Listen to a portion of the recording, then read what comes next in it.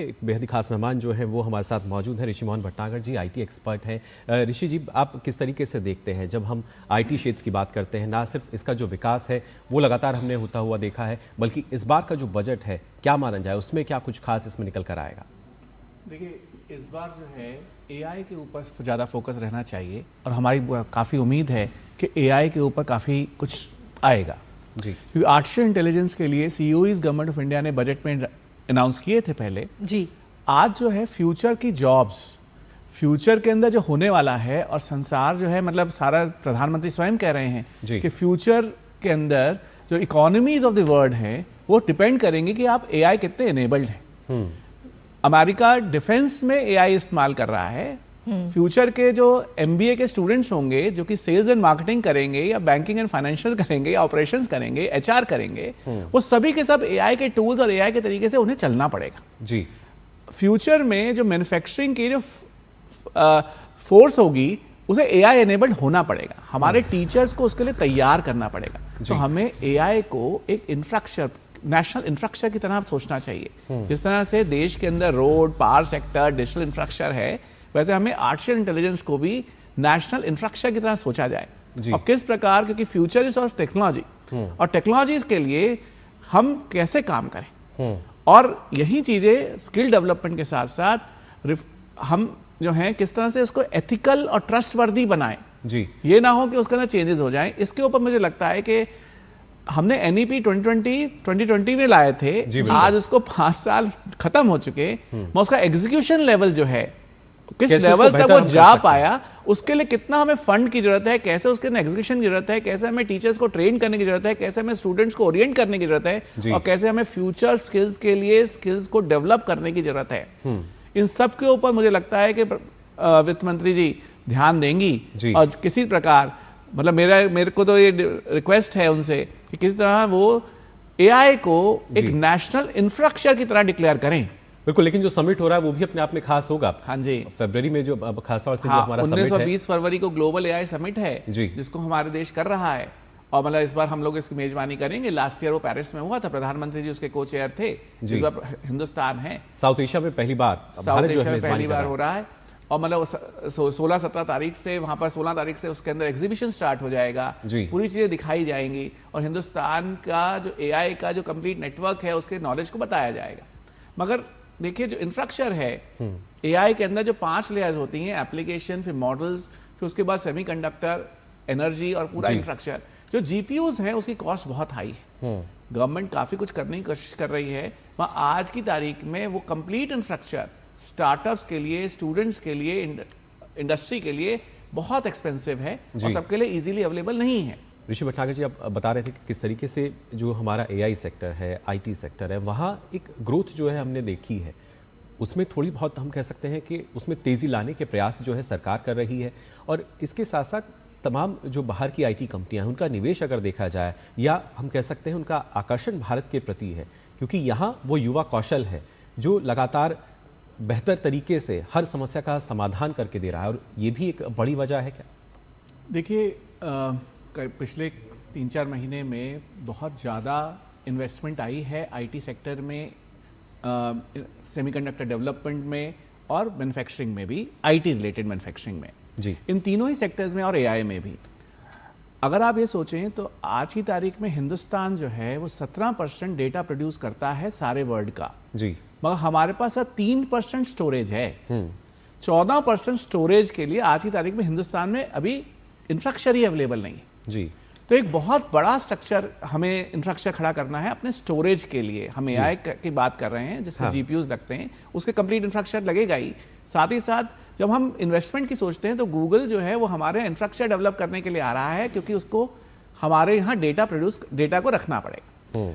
किस तरीके से हम अपने डेटा को, अपने इंटेलिजेंस को अपने पास रख सकें, हम उसको इंश्योर कर सकें कि वो ट्रस्टवर्दी रहे और हमारा डेटा बाहर ना इस्तेमाल चला जाए, इन सब चीज़ों को हमें देखना पड़ेगा। और जो फ्यूचर के अंदर जो हमें अपनी कंप्यूट फैसिलिटीज़ हैं उसे सिग्निफिकेंटली इंप्रूव करना पड़ेगा और उसकी कॉस्ट को भी कम लाना पड़ेगा। आज की तारीख में कुछ चुनिंदा जगहों पे ही अवेलेबल है।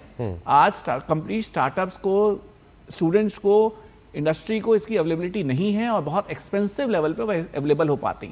जी। तो एआई के अंदर जिस प्रकार हम आगे बढ़ना चाहते हैं उसके लिए हमारे लिए बहुत जरूरी है कि हम ये कंप्यूट फैसिलिटीज, स्किल्स, देखिए हम ये कई बार कहते हैं कि हमारे पास एक बहुत बड़ा मैन पावर है, मगर क्या वो man power quality wise skilled है? जी। और जब ये क्वेश्चन आएगा तो फ्यूचर में एआई एनेबल्ड स्किल्ड रिसोर्सेज चाहिए होंगे किसी भी सेक्टर के अंदर। तो टेक्नोलॉजी और एआई रिलेटेड चीजों के लिए हमें अपने कंप्लीट करिकुलम को, पेडागोजी को, असेसमेंट्स को चेंज करना पड़ेगा, जिसके लिए हमें नए तरीके लाने पड़ेंगे। हमें एक नेशनल लेवल एजुकेशन ग्रिड की जरूरत है कि जिस प्रकार आईआईटी, आईआईएम्स अपने नेशनल इंस्टीट्यूट जो है वो पढ़ा रहे हैं, वही करिकुलम नेशनल लेवल पे कैसे अवेलेबल रहे, ताकि हम ये ना कहें कि गांव के बच्चे को ये पढ़ाई नहीं मिल पाई और शहर के बच्चे को मिल पाई। हमें एक नेशनल एजुकेशन ग्रिड की जरूरत है जिसके अंदर समान नॉलेज, समान एजुकेशन, समान तरीका हम पूरे देश में अवेलेबल कर सकें। आज की तारीख में डिजिटल टेक्नोलॉजीज अवेलेबल हैं, हम वीडियोस के थ्रू कहीं से भी कहीं बात कर सकते हैं। तो हमारे गांव के बच्चों को भी वो सभी सुविधाएं मिलने चाहिए जो कि किसी भी शहर के किसी भी स्कूल में हो। तो हम एक नॉलेज ग्रिड क्रिएट कर सकते हैं। उस नॉलेज ग्रिड को क्रिएट करने के लिए हम NEP 2020 की इंप्लीमेंटेशन से शायद फास्टर हो जाएगी। जो हमें AI रिलेटेड स्किल्स करनी है, जो कि कई IIMs, IITs के अंदर काम शुरू हो चुका होगा, हो ही रहा है और बहुत जगह हो रहा है, उसकी अवेलेबिलिटी आप Tier 2, Tier 3 रिलेटेड कॉलेज में कैसे लेकर आए। और यही चीज देखने के लिए मुझे लगता है कि इस बार 5 साल बाद NEP 2020 की इंप्लीमेंटेशन के अंदर जहां हमारे को थोड़ा सा और तेज बढ़ना चाहिए, उसके लिए वित्त मंत्री जी एजुकेशन सेक्टर को, AI को और इस पूरे डिजिटल सेक्टर को प्रोत्साहन के लिए कुछ करेंगी, ऐसी हमारी बहुत आशाएं। बिल्कुल ऋषि जी, क्योंकि शिक्षा के क्षेत्र में भी अगर हम देखें तो सरकार का सीधे तौर पर फोकस है, क्योंकि बच्चे जो हैं हमारे देश के, जो छात्र छात्राएं हैं, वो हमारे देश का कल का भविष्य हैं और ऐसे में बहुत ज़्यादा ज़रूरी है कि ज़मीनी स्तर से ही उनको मजबूत किया जाए। ऋषि जी, जिस तरीके से आपने कहा कि इंफ्रास्ट्रक्चर जो है, IT इंफ्रास्ट्रक्चर अगर खास तौर से देखा जाए, उसको और मजबूती देने की आवश्यकता है, और क्या जिस तरीके से सरकार निवेश को बढ़ावा दे रही है या जो दूसरी कंपनियां भारत में आके निवेश कर रही हैं, क्योंकि अब उस तरह का इंफ्रास्ट्रक्चर, वो बुनियादी सुविधाएं लगातार उन कंपनी को मिल रही हैं, जिसके चलते हम कह सकते हैं निवेश बढ़ा है। और फिर चाहे IT तकनीक की हम बात करें, इस क्षेत्र में भी लगातार और ज़्यादा जो असर है हमें नज़र आएगा। देखिए, जब IT सेक्टर्स का शुरुआत हुआ था तो हम लोग सिस्टम इंटीग्रेशन का काम करते थे। जो प्लेटफॉर्म्स क्रिएट हुए, जो इंफ्रास्ट्रक्चर क्रिएट हुआ, वो बाहर के देशों में हुआ। तो हमने उस टेक्नोलॉजी को, उस तरीके को अडॉप्ट करके उसके ऊपर काम करना शुरू किया। हम सिस्टम इंटीग्रेशन का काम करते थे, हम प्रोडक्ट्स नहीं डेवलप करते थे, हम प्लेटफॉर्म्स नहीं क्रिएट करते थे। अब UPI बनने के बाद, कोविन बनने के बाद, इन सब चीज़ों के ऊपर हमने प्लेटफॉर्म्स क्रिएट करने शुरू करे। AI अब उस स्टेज पे है कि हम अडॉप्ट ना करें, हम उसे आर्किटेक्ट करें। जी, अगर हमने इस समय सही स्टेप्स लिए, जो कि हम पिछले कई सालों से देख रहे हैं सरकार ले रही है, तो हम इस AI के अंदर जब हम 19-20 तारीख को ग्लोबल प्लेटफॉर्म पे एज अ चेयरमैन उसको करने वाले हैं, हम उसी प्रकार इस पूरे के पूरे एरिया को आर्किटेक्ट करेंगे जी, और हम अपने तरीके से उसको नैरेटिव्स को करेक्टली प्रेजेंट करेंगे और अपने LLMs, अपने डेटा, अपने इंटेलिजेंस को अपने साथ रख के संसार को दिखाएंगे जी। आप हम लोगों के ऊपर एक ज्यादा जिम्मेदारी एज अ देश, क्योंकि सारा का सारा ग्लोबल साउथ आज हिंदुस्तान की तरफ देखता है कि इंडिया हमें कोविन देगा, इंडिया हमें UPI देगा, इंडिया हमें नेक्स्ट प्लेटफॉर्म देगा जो हमारे लिए अफोर्डेबल होगा, जो स्केल के ऊपर काम कर चुका होगा और हम उसके ऊपर अपने लिए अडॉप्ट कर पाएंगे। जो जैम या आधार हम लोगों ने दिया, आज सारा संसार उसे देख के सीख रहा है। और जैसे कि ऋषि मोहन जी से भी हम लगातार चर्चा कर रहे हैं कि AI सेक्टर में भी इस वक्त भारत लगातार आगे बढ़ रहा है और AI सेक्टर में भी कुछ ना कुछ खास होने की उम्मीद इस बार हर किसी को नजर आ रही है, क्योंकि पूरी दुनिया जो है वो इस वक्त भारत पर नजरें बनाए हुए हैं, क्योंकि AI सेक्टर में भारत किस तरीके से आगे बढ़ता हुआ नजर आ रहा है, क्या कुछ कदम भारत उठा रहा है, ये पूरी दुनिया इस समय देख रही है। ऋषि मोहन जी। हाँ जी, क्योंकि फ्यूचर के ऊपर मतलब सारा संसार भारत की तरफ, ना तो सिर्फ हम तीसरे लेवल की इकोनॉमी बन जाएंगे और उससे और आगे बढ़ेंगे, ये इकोनॉमिक सेक्टर भी तभी ग्रो करेगा जब हमारे स्किल और हमारी टेक्नोलॉजी आगे बढ़ेगी, क्योंकि फ्यूचर जो है वो टेक्नोलॉजिकली ग्रोथ है। American economy most of the time technology के ऊपर डिपेंडेंट है। अब हम इसके ऊपर आ रहे हैं तो हमें इसको पूरा देखना ही पड़ेगा और इसके ऊपर इन्वेस्ट करना पड़ेगा, इसका इंफ्रास्ट्रक्चर क्रिएट करना पड़ेगा। जैसे मैंने कहा कि AI को हम नेशनल इंफ्रास्ट्रक्चर की तरह देखें और उसके लिए किस तरह से हमें future skills, AI enabled skills, AI को पढ़ाने के लिए टीचर्स को ट्रेनिंग या future faculty development programmes specially for AI related future jobs, AI related future skills, और इनके साथ साथ किस प्रकार हम अपने डेटा को, अपने इंटेलिजेंस को, अपने लर्निंग मॉडल्स को अपने पास रख सकें। उसके लिए इंफ्रास्ट्रक्चर की बहुत बड़ी जरूरत है, स्टोरेज की जरूरत है, और इसके लिए एक मेजर इन्वेस्टमेंट्स की जरूरत है। और मुझे लगता है कि डेटा प्रोटेक्शन एक्ट ये सब तो हैं, मगर जो इसके अंदर जो एक मूल आधार के ऊपर, जो इंफ्रास्ट्रक्चर के ऊपर हमें इन्वेस्टमेंट करनी है, उसके लिए वित्त मंत्री से हमें बहुत उम्मीदें हैं।